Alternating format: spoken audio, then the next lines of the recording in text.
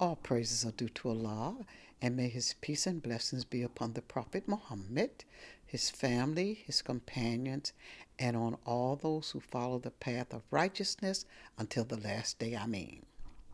To the From DC to Deen team, thank you, and may God bless you for your continued unselfish support. And a reminder to our listeners, my team and I are not affiliated with any organization or movement. These stories are personal. A quick favor before we get started. Hit that subscribe button.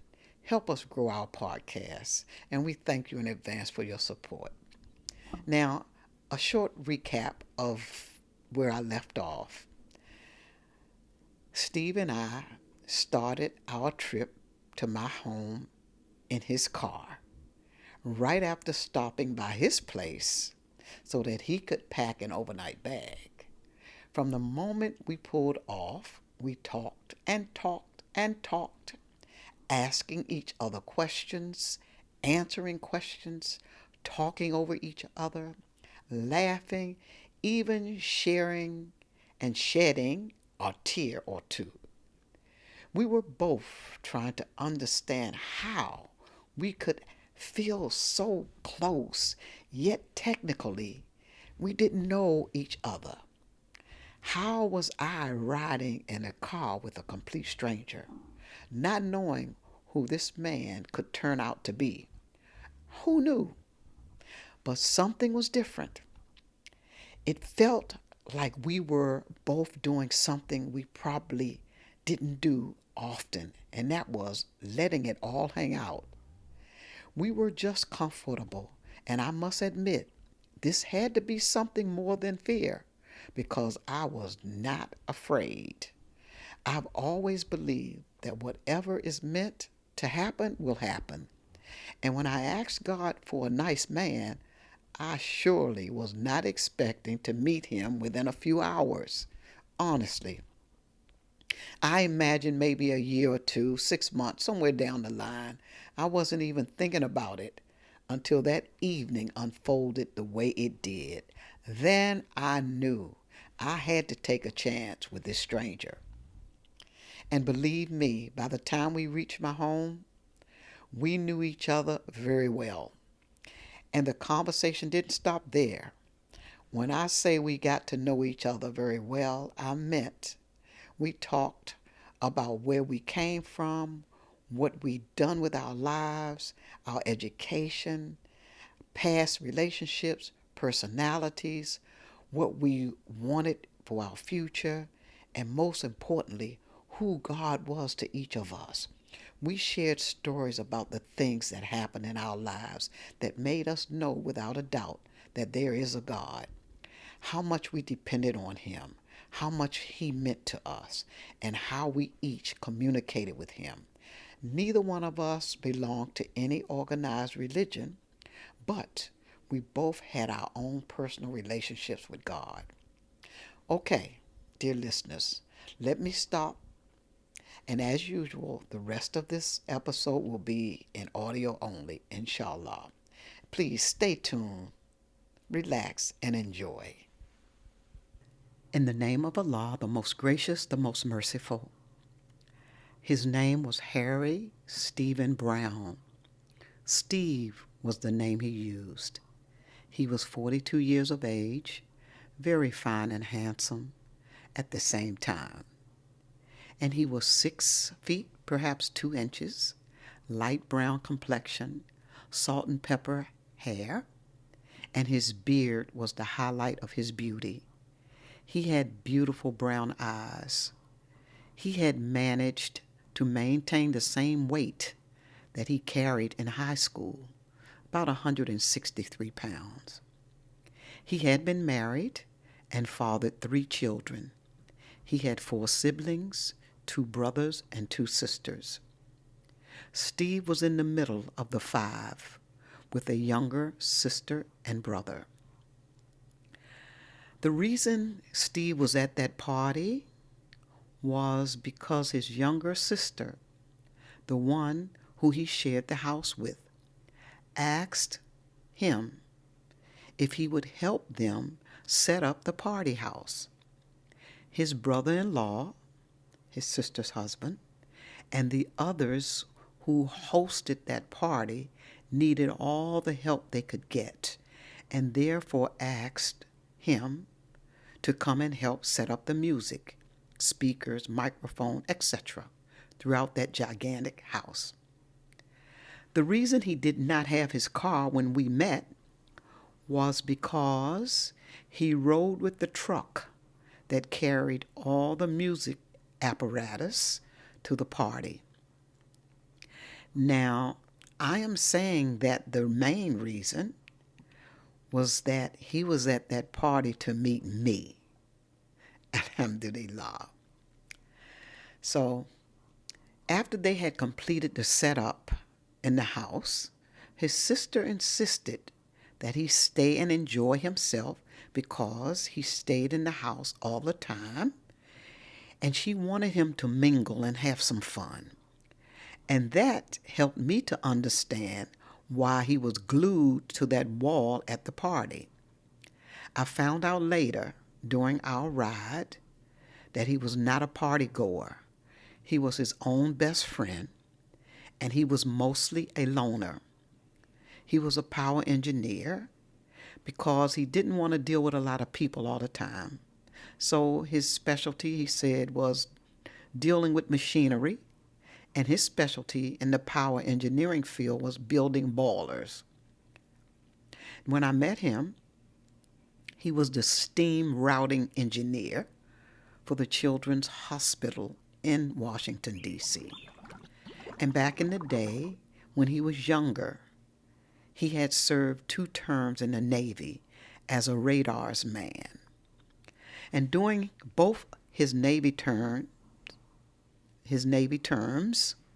his crew mates and him traveled all over the world, most often to countries where large Muslim populations were. He said he was fascinated by how Muslims reacted when they heard him say, "Assalamu alaikum." He told me he was genuinely impressed by the way he was treated in faraway places like Beirut, Turkey, Casablanca, and wherever else they traveled. It left a lasting impression on him. So by the time he returned to civilian life, Islam was already stored in his memory bank. As he would say, here's a case in point. He and some of his crewmates walked into a small restaurant in one of those countries far away. Steve gave the greeting to the man running the place, "Assalamu alaikum," and the man greeted him back. Then the man walked out of the restaurant, completely left. He didn't return for about 15 to 20 minutes. The crew members were all wondering, where is this man? Why did he leave? Why didn't he take our orders? All kinds of questions. But nevertheless, when the man finally came back, they asked, "What happened?" The man said, "Oh, well, since you're a Muslim, I knew that you would watch the place while I was gone." He explained to them that he had a shipment being delivered and stepped out at the exact moment that the shipment arrived, and that the Navy men, the crewmates, came in right on time. And he said he fully trusted his business in Steve's care simply because he heard "Assalamu alaikum." So Steve said that he stood there thinking, but I'm not a Muslim. But just because I said the greeting, he thought I was a Muslim, and he trusted me with his business. He told me he never forgot that moment. It carried a lot of weight for him. shaping how he viewed Muslims and the level of trust a Muslim could place in another person. From then on, he even started spending time in places where the few Muslim friends he knew would gather when he came back to civilian life. Now, back to our ride to my home. Steve told me all about his life as a child, and I shared my childhood with him as well.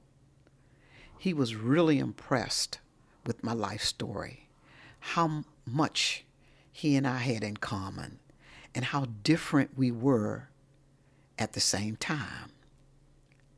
That worked in our favor because we both realized we could use our differences to bridge our commonalities.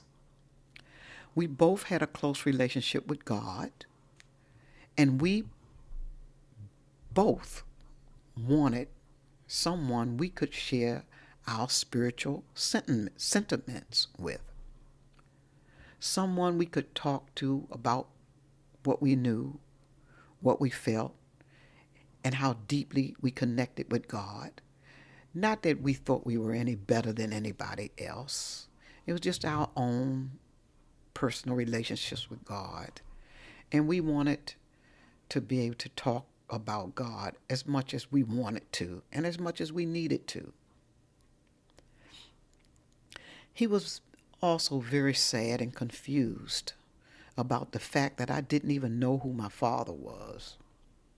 He couldn't wrap his mind around that, especially since he had grown up with his father. Even though he had a father, though, it wasn't always easy, he said, that he disliked it when his parents argued, and it hurt him to see his father sometimes get physical with his mother. But he always seemed to be too young to protect her the way he wanted to. So yes, he had a father, but he wasn't always happy with him because seeing his mother hurt affected him deeply. When we met, he was divorced from his wife, and he was also single from a relationship that he was having with a woman before we met. He met his wife back in high school. Now I'm going backwards in his lifetime, okay? He met his wife back in high school after he ended up flunking out of Catholic school as a youngster, mainly because he just could not and would not accept the Trinity. It never sat right with him, even as a young man, so he said.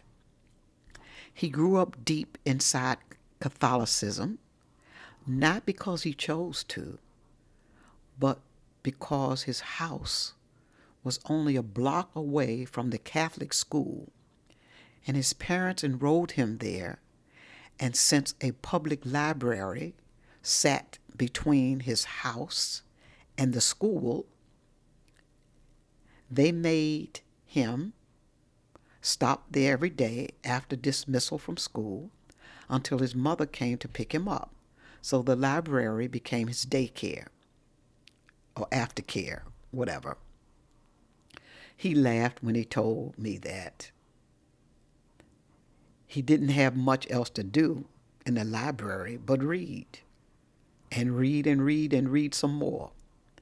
He said he went through most of the encyclopedia volumes and just about everything else he could get his hands on. And he had dreams of becoming an altar boy. So his parents enrolled him in a school where that could be possible. But once he got there, he was a little teenager then, though. Once he got there, he started noticing things he didn't like, things he didn't agree with, things that made him question how he wanted to worship God. Because of his lighter complexion, He was always encouraged in school to stay away from darker skinned children if he wanted to be somebody in life. Most of the kids around him in his schools were Caucasian.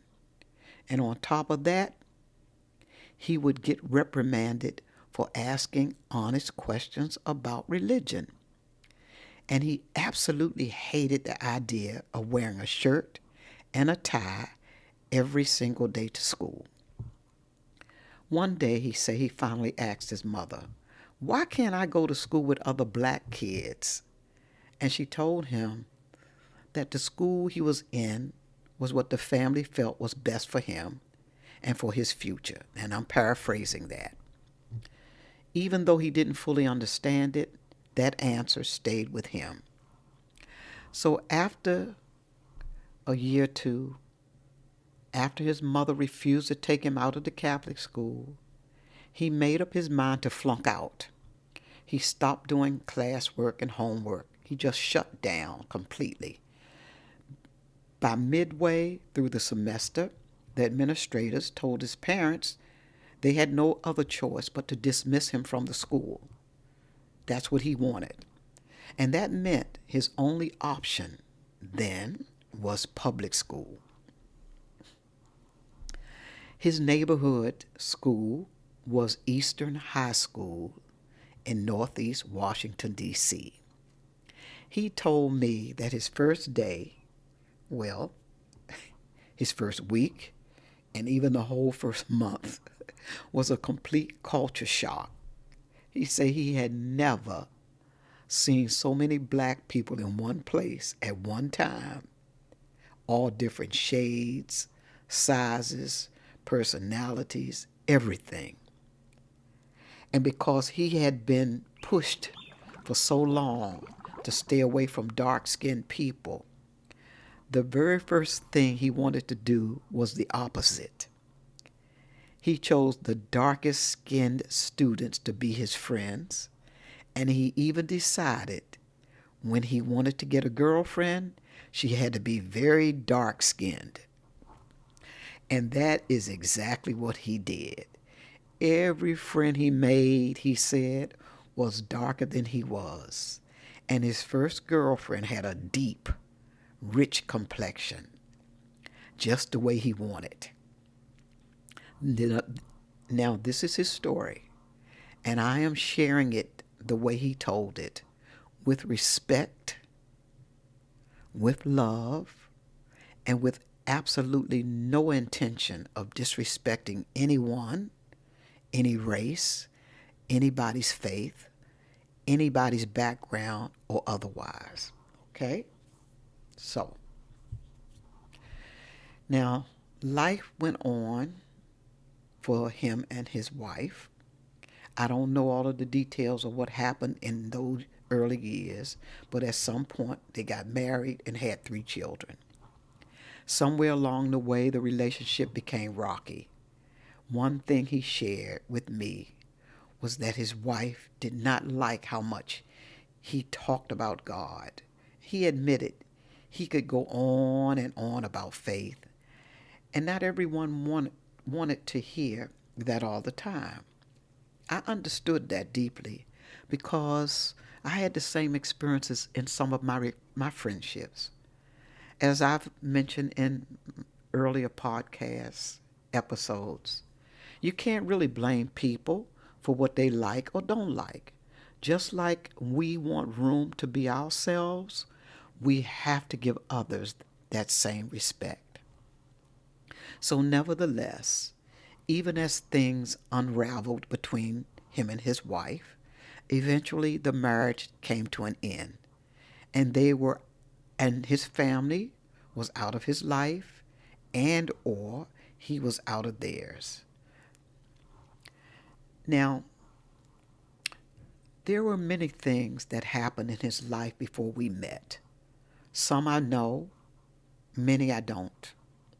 And there's really no need for me to revisit every part of his past to tell my story. What matters is who he became by the time our lives crossed. Because Steve was the man of my dreams, a true leader, the kind that I would say every woman should have the privilege of experiencing in this worldly life. Now, by the time we finally reached my home in Bethesda, it was late. And of course, in my home, there was a Christmas tree in the living room with loads of gifts underneath. And every single one of them was for the baby that was due to come in April, if God willed. He and I talked all night long. And from that moment on, we never left each other's lives right up until he passed in 2009. Now, during these few months before our reversion, we had our share of disagreements, but he and I admitted that we needed each other for reasons we really did not thoroughly understand yet. But it was clear to both of us that this was a relationship that God had given us for a reason. And at the time, we did not fully understand why. But as we reflected on how we had met, he realized something profound. His previous relationship had ended abruptly. And had it lasted, he wouldn't have been available for another person. He would not have even looked at me. He was that true to his relationships. Now, my prayer for a nice man to break out at the party, the taxi cab driver that did not have change, and my desire to not want to end the night, all of that was just something that made us both think, all praises due to God. All praises are due to God Almighty. God's timing was perfect, as it is always. But, he and I, how could me and him not have been overwhelmed by these happenings? We wondered. So we spent most of our time trying to put this thing in place, in perspective. But now, after about a month or so, he took me to meet his family and his friends. And I introduced him to my family and my friends. I was still enjoying the oldies but goodies, hand dancing and all. But he didn't party. And that wasn't a problem. We had so many other interests in common that kept both of us fully engaged.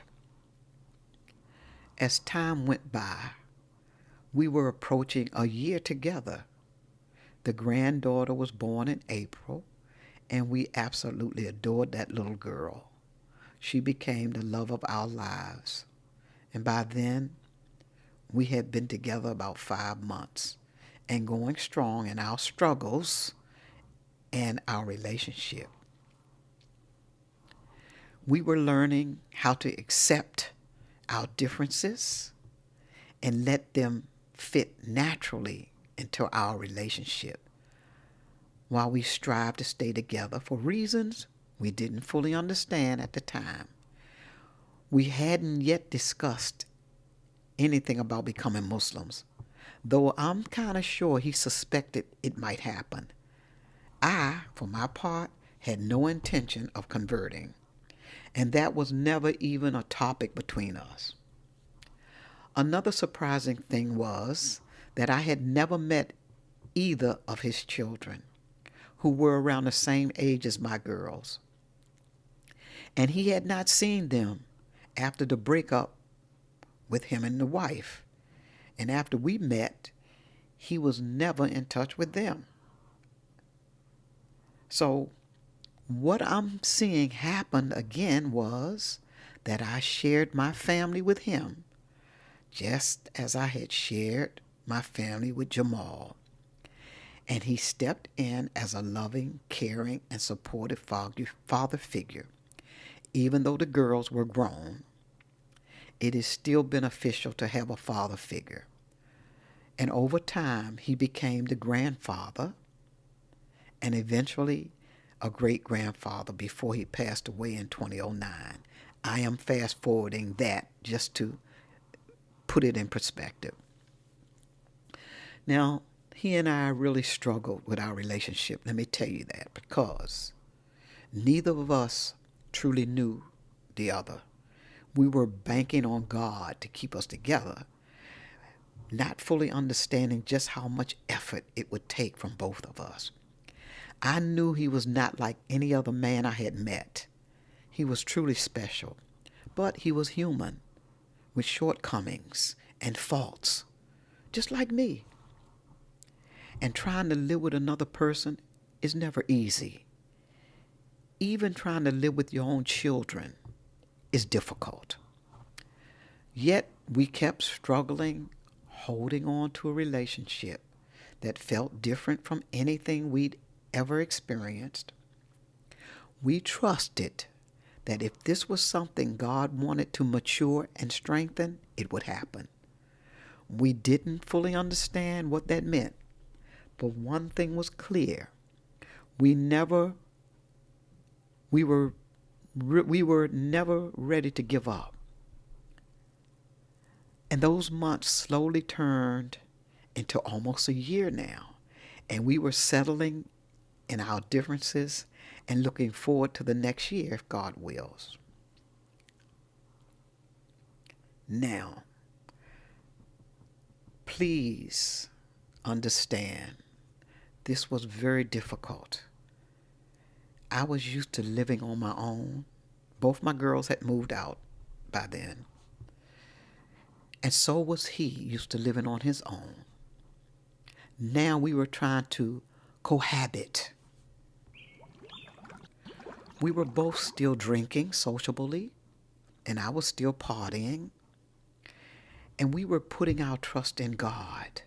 But all of these habits and lifestyles don't naturally mix peacefully under one roof, especially for a man and woman hoping for positive results and blessings for God. But that's not something that we dove into. We didn't really think about that. But we didn't know any better either yet. All we could do was pray. And, something to the effect that God, help us to understand what we are missing and what we must do. But believe me, the devil was constantly trying every day, every minute, every hour to break us apart. But there was something deep between us that kept us from walking away. Something that said that we are meant to fight for this relationship. Why? We don't know. Finally, nearly 1 year later. Now, I'm going to stop here and pick up in the next episode next week, if God wills. And I want to thank all of you all for your time and attention. And I hope you will subscribe and give us some thumbs up and leave us some comments, okay? And we know that nothing can happen unless God wills it to happen. And until next week, if God wills, peace.